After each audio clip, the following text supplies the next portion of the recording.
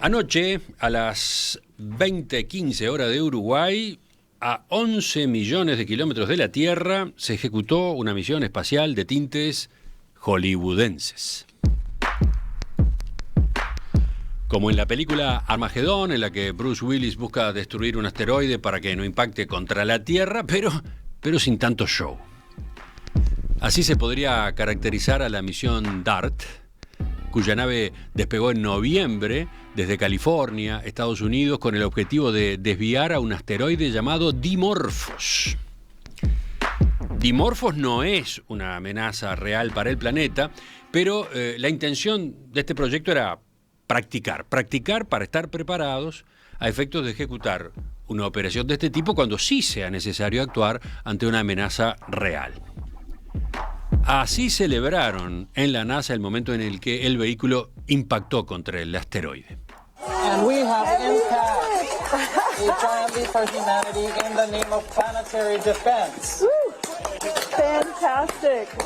Oh, fantastic. Oh.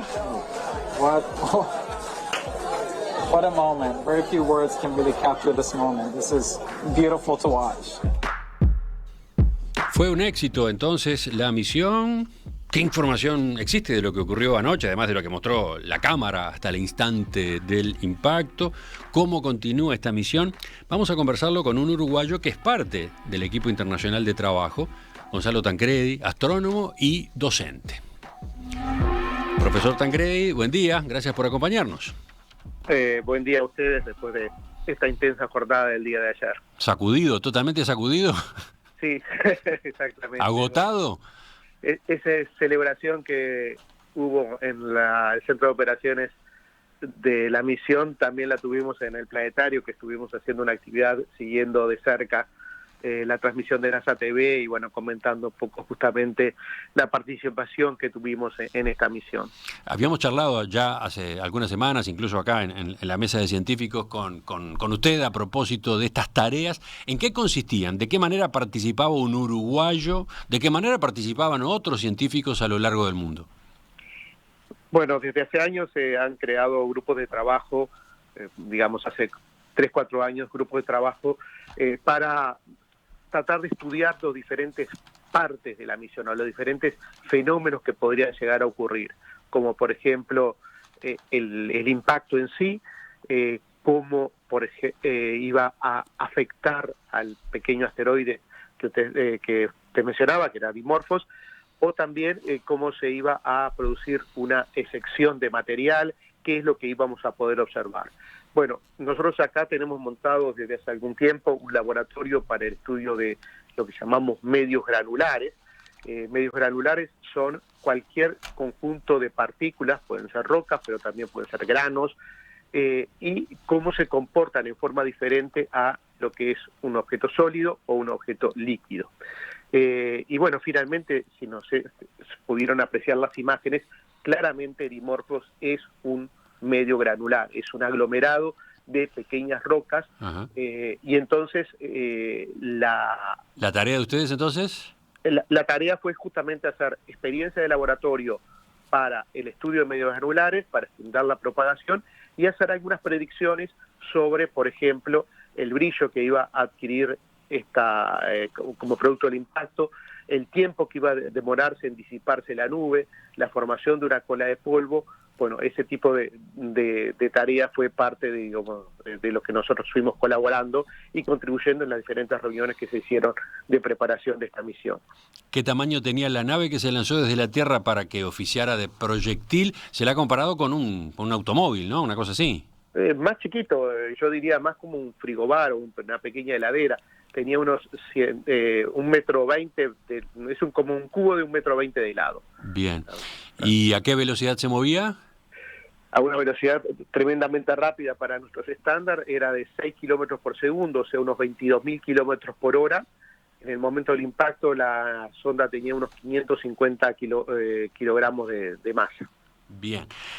Yo no sé si los oyentes estuvieron pendientes de la transmisión en vivo que realizó la NASA, pero lo que, entre otras cosas, se podía ver en esa emisión era lo que iba registrando la cámara de video que ese vehículo, que esa nave llevaba, ¿no?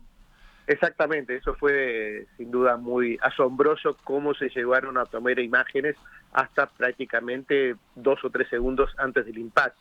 Era como estar subido en un auto que iba a chocar contra otro y estar tomando imágenes y a su vez estar enviándolas a la Tierra y poder recibirlas exitosamente. Sí, vamos a pedirle al operador de video, a Felipe, que ponga esa transmisión, digamos, en el minuto final, en los segundos previos al impacto, para que quienes están siguiendo ahora nuestro programa, quienes están en la web siguiendo el programa, también puedan por lo menos enterarse de cómo se observó esa parte final del proceso. Claro.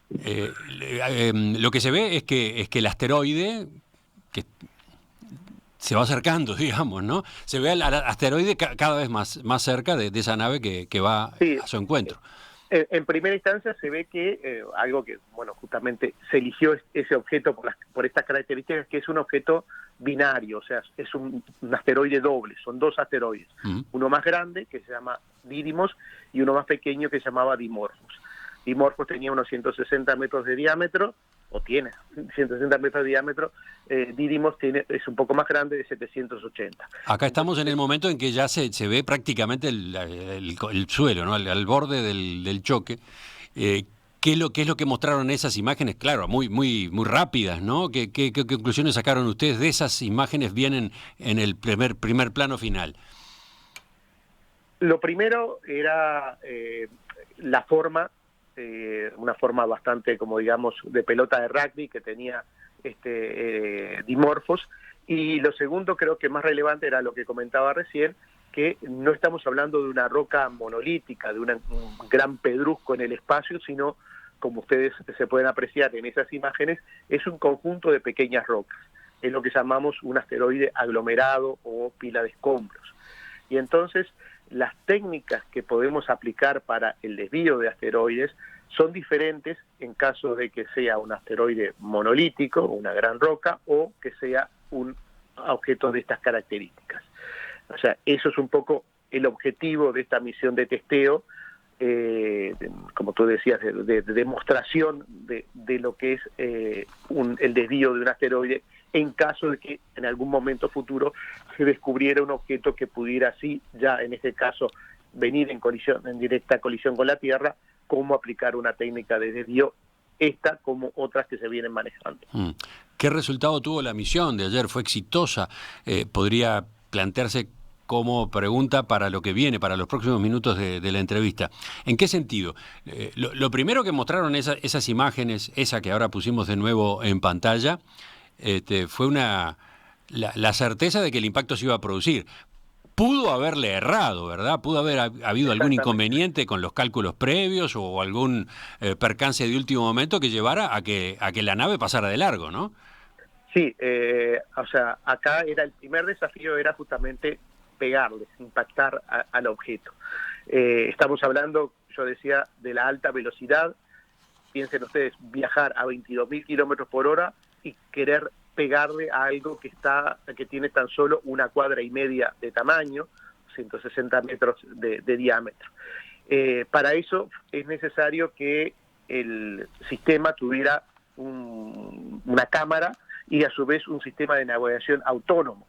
No podíamos estar acá desde la Tierra con un joystick tratando de ajustar la órbita de la sonda espacial para que impactara directamente.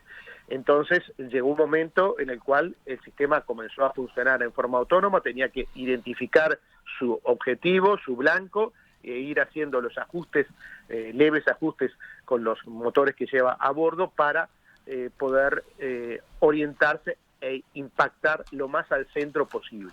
Y bueno, las imágenes muestran que justamente iba hacia el centro del objeto para que, en definitiva, la eficiencia en la transferencia de lo que nosotros llamamos el momento lineal, o sea, la transferencia de velocidad y el desplazamiento que pudiera producir en el objeto, fuera lo más eficiente. Uh-huh. Ahí hay una paradoja, ¿no? O sea, se celebra que la nave se autodestruyó, se celebra que la nave chocó, se celebra que en determinado momento se cortó la transmisión de video. Se cortó porque la nave impactó y por lo tanto la propia cámara se extinguió, la propia cámara dejó de operar. Entonces, a partir de ese momento, en principio tenemos un gigantesco signo de interrogación. O sea, la nave le pegó al asteroide, pero ¿sabemos que logró moverlo de la órbita en la medida que se buscaba? Bueno, a partir de ese momento todos corrimos hacia los observatorios, algunos ya estaban instalados, y lo que pudimos ver es que hubo, como era de esperar, un abrillantamiento considerable, digamos, del objeto, aumentó varias veces su brillo, y eso estaba indicando que se había producido una nube de polvo de considerables dimensiones. Y después, digamos, bueno, por ejemplo, entre las predicciones que nosotros hemos hecho, esa nube va a demorar quizás más de una semana en disiparse. Tú al principio de la nota decíamos, estamos esperando que aclare. Bueno, justamente acá estamos ahora a la espera de que aclare, porque recién ahí vamos a poder ver exactamente la eficiencia de este mecanismo. ¿Por qué? Porque lo que vamos a esperar es poder medir nuevamente el periodo orbital del satélite en torno al primario, o sea, de Dimorphos en torno a Didymos. Y estamos esperando que haya un cambio en este periodo orbital como producto de la colisión. Pero para eso entonces tenemos que esperar que se disipe la nube de polvo que se formó, y eso puede demorar quizás más de una semana. Ajá. Se amontonan las preguntas, ¿no? La primera que me surge es el tamaño de la nave que se eligió, que se diseñó, no implicaba que pudiera romper el asteroide. Bueno, ahí hay toda una discusión justamente entre los grupos de trabajos de diferentes modelos. Se lo pregunto por algunas de las hasta bromas que aparecían en el diálogo de YouTube ayer al costado de la transmisión, ¿no? Le van a pegar ese asteroide, lo van a romper y lo que van a lograr es que uno de los pedazos venga y se nos reviente contra la Tierra, ¿no? Ese era un chiste. La pregunta era, ¿lo podía romper o no? ¿O simplemente la idea era tocarlo y correrlo? No, a ver, lo afectó bastante. ¿Cuánto? No sabemos. Romperlo era no tenía la energía suficiente como para romperlo, pero sí, como decía, para sacarle una gran cantidad de rocas y de polvo, que fueron lo que se vieron en las horas posteriores, una nube de polvo, digamos, saliendo despedida del objeto. Así que, pero la energía, digamos, no era suficiente como para desintegrarlo, desfragmentarlo totalmente, y a su vez tener en cuenta que no estamos hablando de un objeto que está viajando solo en el espacio, sino está viajando alrededor de otro objeto.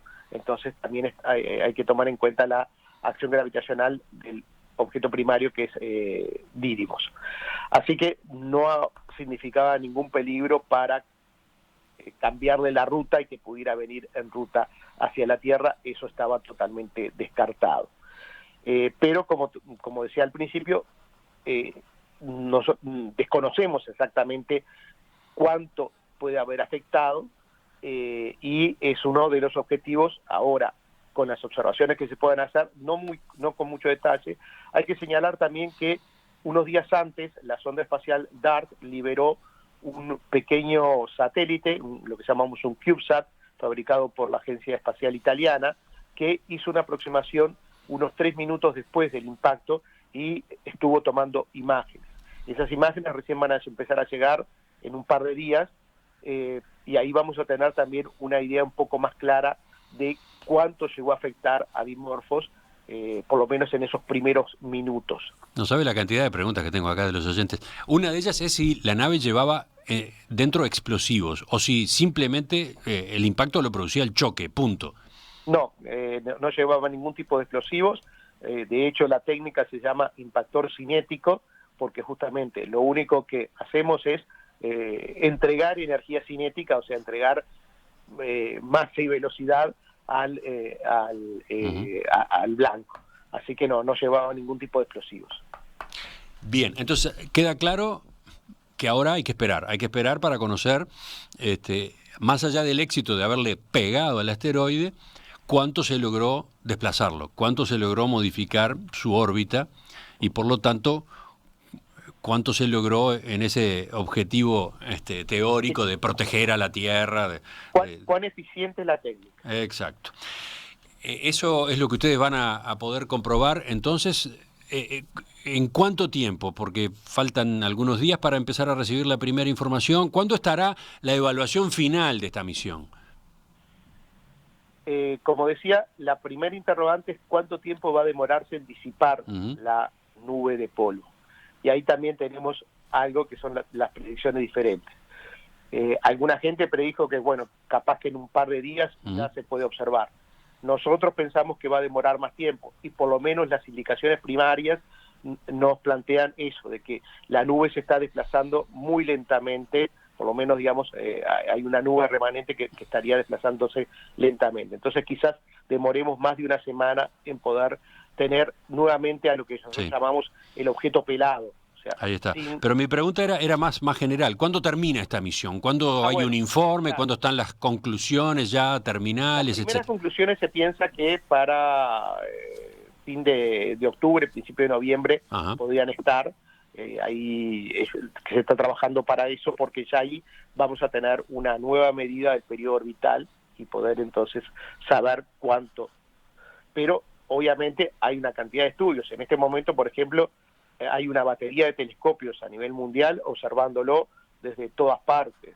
Bueno, hubieron en África, en Argentina, en Chile, en Norteamérica, y así van a seguir durante días para caracterizar esta nube y después caracterizar el periodo.